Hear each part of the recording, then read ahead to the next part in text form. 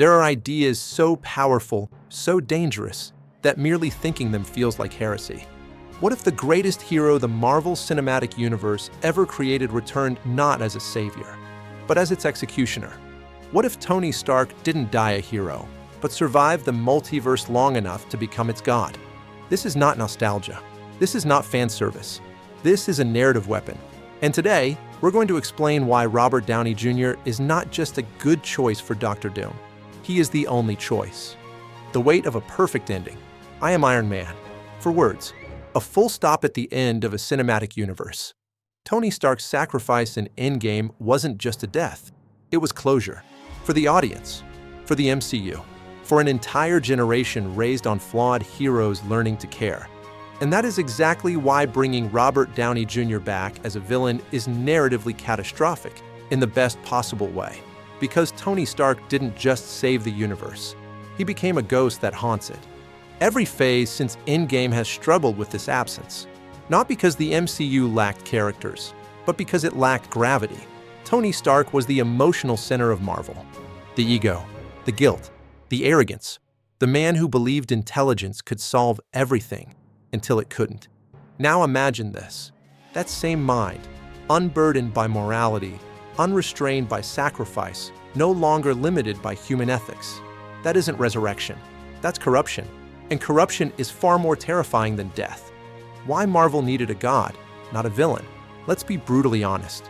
Between 2024 and 2026, Disney was bleeding. Box office confidence was eroding. Audience trust was fractured. And then came the calm problem. Jonathan Majors' controversy didn't just remove a villain. It collapsed an entire saga. Marvel had built Phase 4 and 5 on a villain whose future became legally and morally radioactive.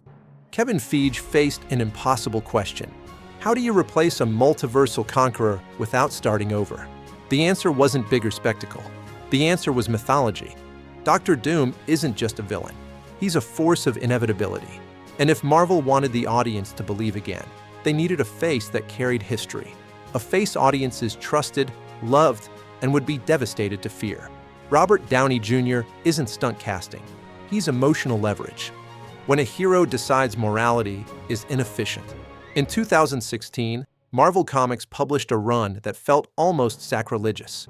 Infamous Iron Man Victor Von Doom, wearing Stark-inspired armor, attempting to replace Tony Stark. But beneath the metal, something darker emerged. Dr. Doom isn't evil because he wants power. He's evil because he believes he's right. Doom doesn't conquer for pleasure. He conquers for order. He sees free will as chaos, democracy as inefficiency, compassion as weakness. Now merge that philosophy with Tony Stark's greatest flaw, the belief that intelligence grants moral authority. Ultron was Stark trying to automate peace. Doom is Stark deciding peace requires a throne. This is the evolution Marvel has been circling since Age of Ultron. A genius who stops asking, should I? And only asks, can I? Incursions, battle world, and the birth of a god. To understand how Tony Stark becomes Dr. Doom, we need to talk about incursions. In Marvel lore, incursions occur when two universes collide, and only one can survive. Billions die. Entire realities erased. In Secret Wars, Doom doesn't stop this. He masters it. By stealing the power of the Beyonders, Doom creates Battle World, a patchwork universe forged from dead realities. He becomes God Emperor Doom. Now imagine a Stark variant who survived his universe's destruction. A Stark who watched everyone die because he hesitated. A Stark who learned that sacrifice is inefficient when omnipotence is possible. Victor Von Doom isn't replacing Tony Stark. He's what Stark becomes when the multiverse proves him right. Why only RDJ can sell this lie? Robert Downey Jr. doesn't act villains. He embodies contradiction.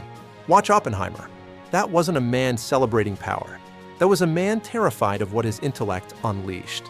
RDJ specializes in characters who understand too late that genius doesn't grant absolution. Dr. Doom requires subtlety. He must be calm, measured, almost gentle, because Doom doesn't rage.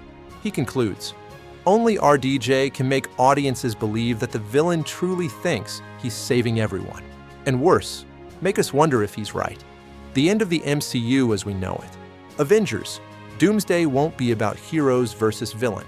It will be about legacy versus inevitability. Tony Stark once saved the universe by believing in others. Dr. Doom will try to save it by ruling alone. And in Secret Wars, the final tragedy unfolds. Doom doesn't lose because he's wrong. He loses because somewhere, deep beneath the armor, Tony Stark still remembers what it cost to be a god. The MCU doesn't end with an explosion. It ends with a choice. And Robert Downey Jr. is the only actor who can carry that weight because we've already watched him die for us once. This time, he'll ask the universe to kneel instead.